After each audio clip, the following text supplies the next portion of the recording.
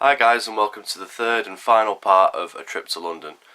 There's not going to be any footage of my recent trip to London in this video because I used it all on the previous videos, but there are some pictures from when I went to London back in 2012, so I'll have them going across the screen. So yeah, I wanted to make this video to sort of give you some advice, a bit like maybe a visitor's guide for if you decide to go to London yourself, because it's a great place. I've thoroughly enjoyed my time there, and I always do when I go. So just a few tips and questions that I think might be useful answered. So yeah, here goes.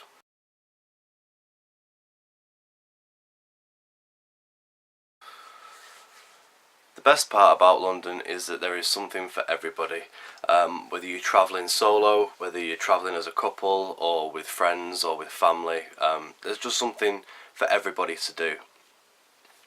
So let's start with art galleries. You saw me and my sister go to 3 different art galleries, and there's loads more than just 3.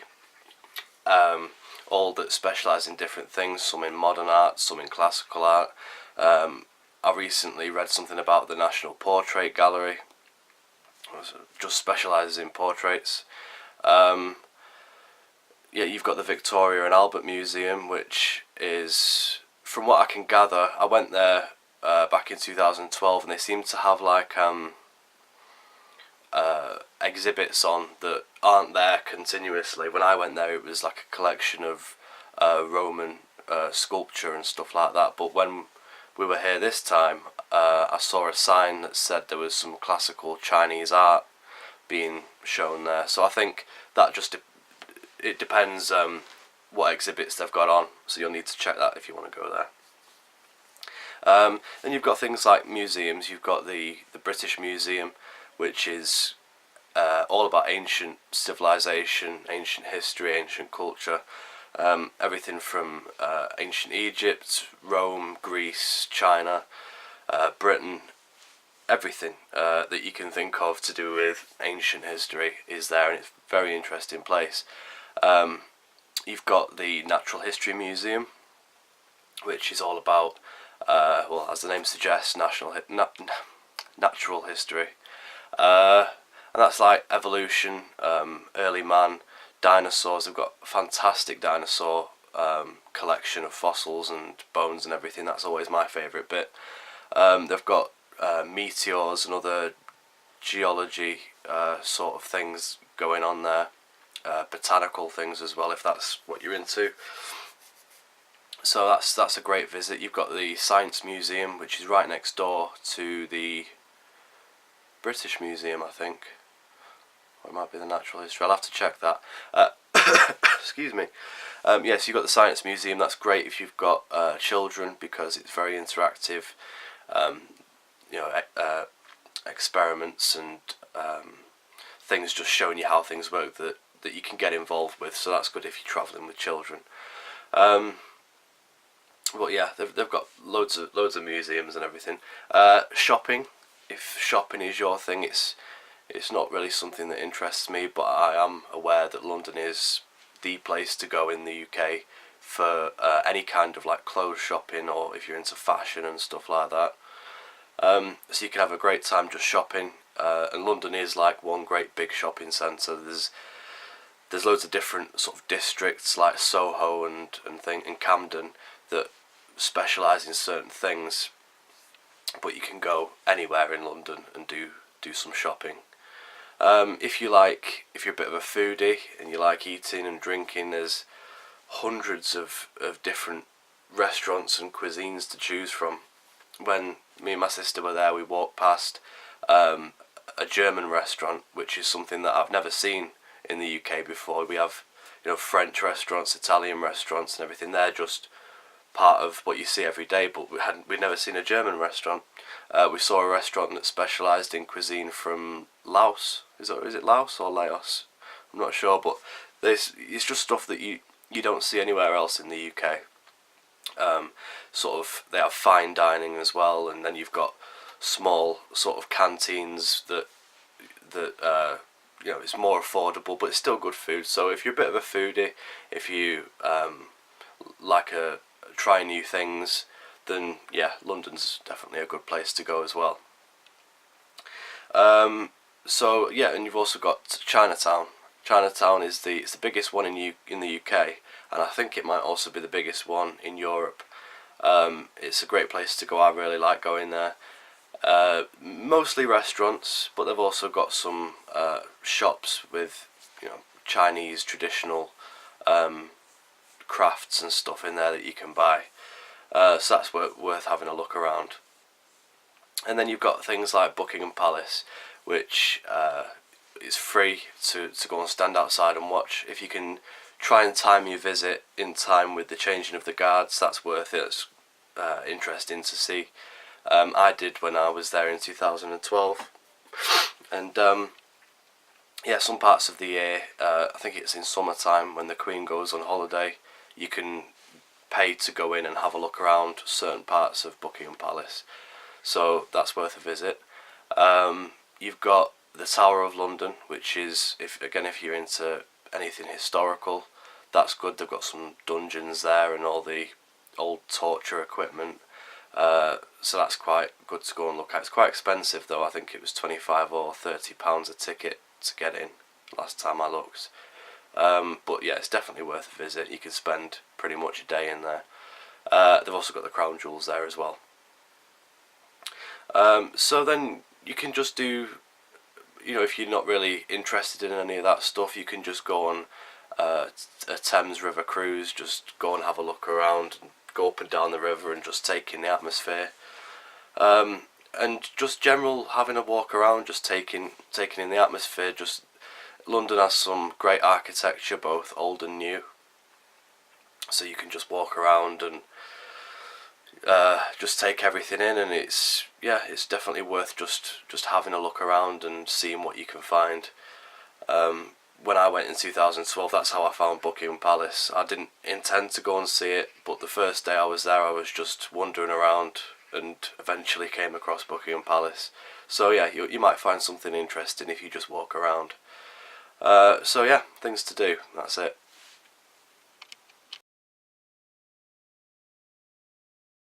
That depends on what you want to see.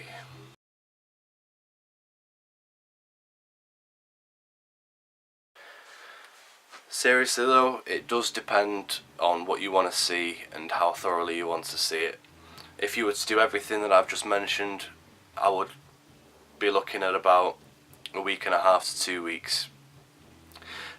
Like when I went back in 2012, I spent pretty much all day in the British Museum, and the next day I spent pretty much all day in the Natural History Museum, but that's just because they have things that I'm interested in, and I looked at pretty much everything. I read every plaque and describing what things were. So it took me a while to see them, but if you just want to skip certain things, if you want to go to the Natural History Museum and just see the dinosaurs and skip everything else, then obviously it'll be quicker than looking at everything.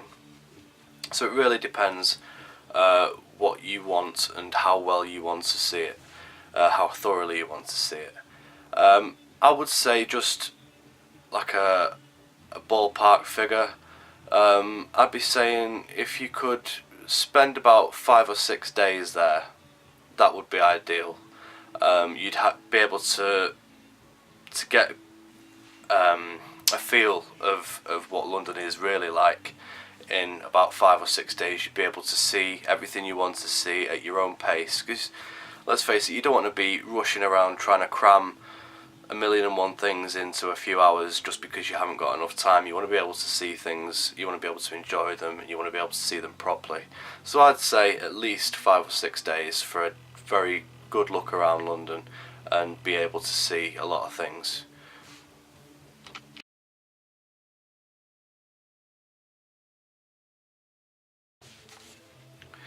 Probably the best way to get around, I find, is the subway, or the underground, or the tube as it's also known.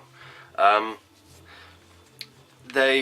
really do like the tube. I think it's just such an easy way to get around. There's tube stops all over London, and they're never really that far from where you need to be. So tube is definitely the best way to get around. The only problem is it's a little bit expensive. I'll get onto that in a bit though. Yeah, rules for the tube though.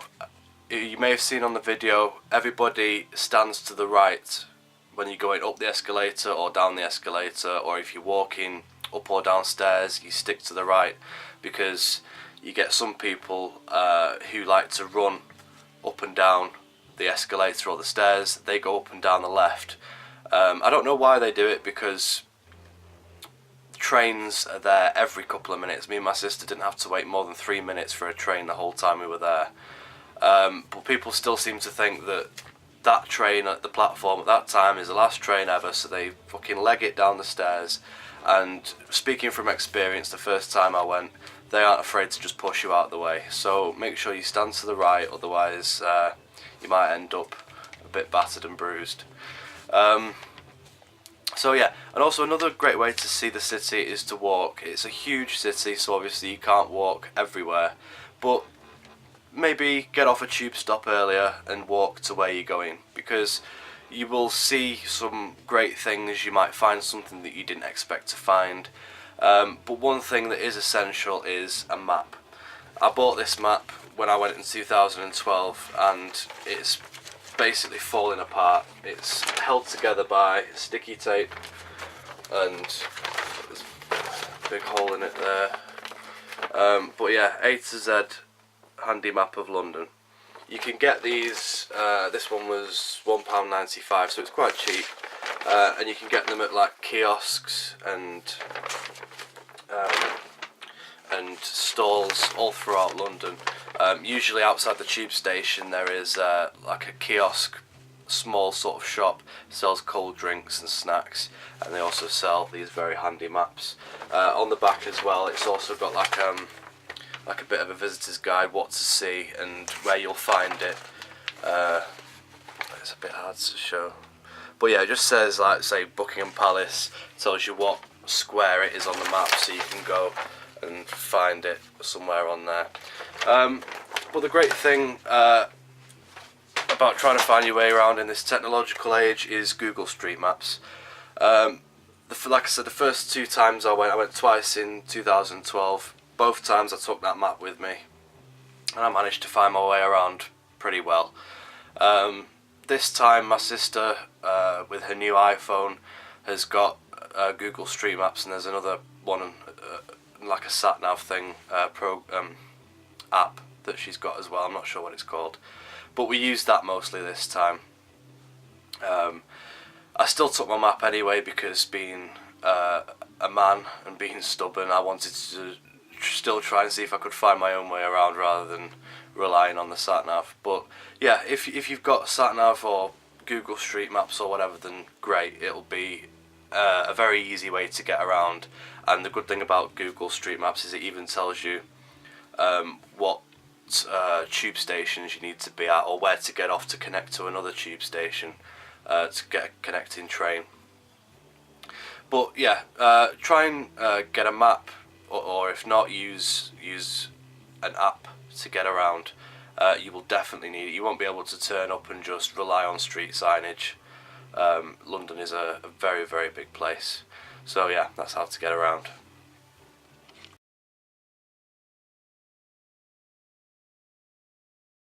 Yes.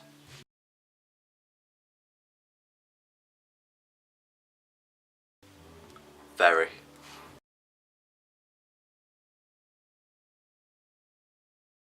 Well, London is the capital city, so of course it's going to be more expensive than anywhere else in the UK. I can only really compare prices to my home city, which is Manchester, and I do notice that prices in London are quite more expensive than what you would expect to pay in Manchester or any other British city, really. Let's just say, for example, Coke. you buy a bottle of Coke, a 500ml bottle of Coke. In Manchester, you would be looking to pay around £1 to £1.30 for that bottle of Coke. In London, you'll pay between £1.50 and £2 for that bottle of Coke, depending where you go, which shop you go to. So it's not a huge increase, but it does add up. If you go to a pub, the pubs there are very expensive. Me and my sister went to a pub in Camden. She got a bottle of like fruit cider, and I got a pint of bitter, which for those of you who don't know what bitter is, it's just like ale. It's beer, but it isn't fizzy. It's not like lager or anything. The reason I explain is because whenever I've been abroad, you can't get bitter, so I think it must be a British thing. But anyway, so I got a pint of bitter. My sister got this fruit cider, and the two drinks together came to £9. In Manchester, for the same drinks, you'd be looking to pay about £7.50 to £8. So if you're going on a night out and you're looking to get a bit tipsy, it's going to cost you more than it would for a night out in Manchester. Other things like tourist venues. The museums, like I've already said, are free to get in, but when I went to the British Museum, they've got a cafe there, and I just went and sat down for 5 minutes and thought, oh, I'll get something small to eat, I don't know, maybe a cake or something, and a can of Coke. And I can't remember exactly how much it was now, but I remember looking at the price and thinking, you know, that is ridiculous.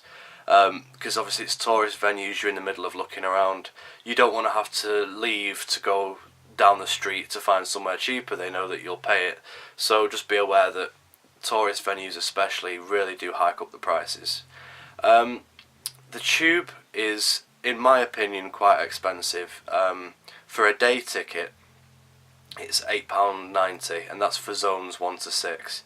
The underground is split up into zones. Most of what you'll need to see is in zones 1 to 4, but I don't think you can get a ticket any less than zones 1 to 6. So yeah, £8.90 I think it was for a ticket, which is fine if you're a tourist. You will use the Tube, you know, loads of times a day. I think you could use it up to about 10-15 times a day if you're really travelling around. So you will get your money's worth. But I just think if I was living and working in London, to make two tube journeys a day, one to work and one back from work, I wouldn't be too happy about paying £8.90. So yeah, it depends which way you look at it, but in general things are quite expensive, definitely more expensive than anywhere else you'd find in the UK. So yeah, I think that about wraps it up. Yeah, just I'm waffling now, I know, but I think, yeah, cigarettes, alcohol, sort of sweets, food, anything like that, you'll probably find is definitely more expensive.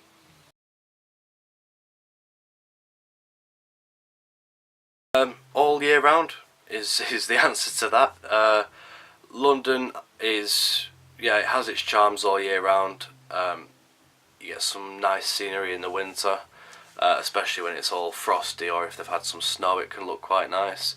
But I think, having been in winter and in summer, summer is definitely better. There's a certain atmosphere in summer. It's hard to explain, but it's all just a bit more feel good, especially when the sun's out. It's nice and warm, and you can sit outside a pub with a beer and just take it easy and just chill. And it's, yeah, definitely summer is, for me, I think, the best time to go. The only problem with going in summer is it's going to be more filled with tourists. Obviously more people go on holiday in the summertime, so the queues for things will probably be longer. The streets will be busier, but it's not really off-putting. You just need to be aware that yeah, it'll definitely be more touristy during the summer.